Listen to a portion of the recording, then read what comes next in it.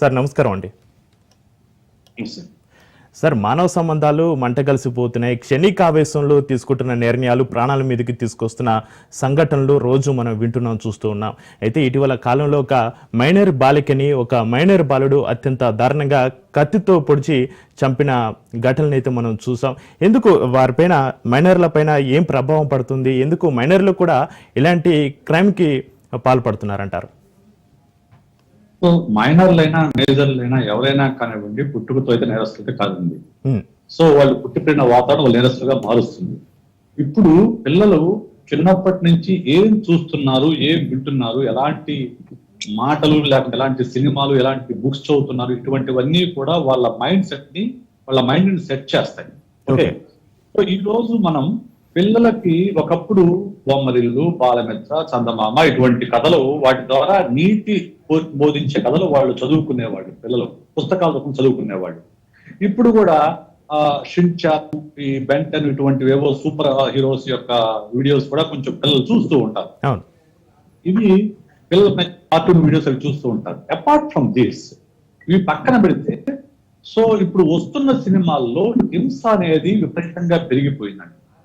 So ఎప్పుడైతే ఈ సినిమాల్లో విపరీతంగా హింస పెరిగిపోయిందో, ఇంకా చెప్పాలంటే హింస మాత్రమే సినిమాగా మారిపోయింది. ఈ మధ్యకాలంలో వచ్చే సినిమాలు గమనిస్తే, ఒక హిట్ అయిన సినిమాలు ఒక 5-6 తీసుకోండి, వాటిలో హింస విపరీతంగా ఉంది. సో ఏమవుతుందంటే, ఇటువంటి సినిమాల్ని చిన్నప్పటి నుంచి చూస్తూ పెరిగిన పిల్లల మనసుల్లో కూడా ఇది కరెక్టే అనిపిస్తుంది. ఎందుకు వాడు హీరో, ఆ హింస చేస్తుంది హీరో, విలన్ కాదు. విలన్ అయితే అతని మీద కోపం ఉంటుంది, తప్పు చేయకూడదనే భావన ఉంటుంది.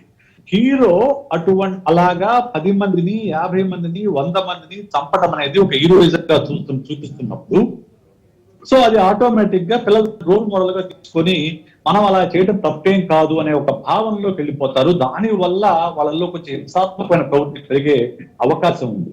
So not only movies, web series చూసారంటే మీరు బ్లడ్ షెడ్ అనేది భయంకరంగా, అసలు ప్రతి ఫ్రేమ్ లో కనపడే వెబ్ సిరీస్ మనం చూపిస్తున్నాం.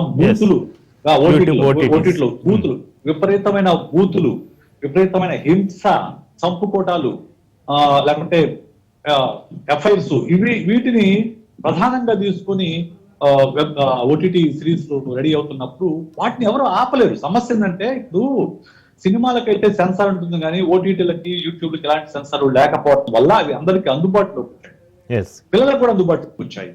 సో పిల్లలు ఒక చిన్నప్పుడు కంట్రోల్ చేసినా కానీ మీరు 12-13 years తర్వాత వాళ్ళని మీరు కంట్రోల్ చేయలేరు. మీరు వద్దన్న కొద్దీ వాళ్ళు ఏదో రకంగా ఆ సిరీస్ లో వాళ్ళు చూస్తారు. సో ఇంకా చెప్పాలంటే, మనకు కూడా తెలియని చాలా విషయాలు నెట్ గురించి వాళ్ళకి తెలుస్తాయి, వాళ్ళు తెలుసుకుంటారు. తెలుసుకుని వాళ్ళు చూడడం వల్ల వాళ్ళ మైండ్ సెట్, అంటే వాళ్ళ థింకింగ్ ప్యాటర్న్ పైన ఇది ప్రభావం చూపించి హింస అనేది తప్పు కాదు అనే భావన వాళ్ళలో క్రియేట్ చేస్తుంది.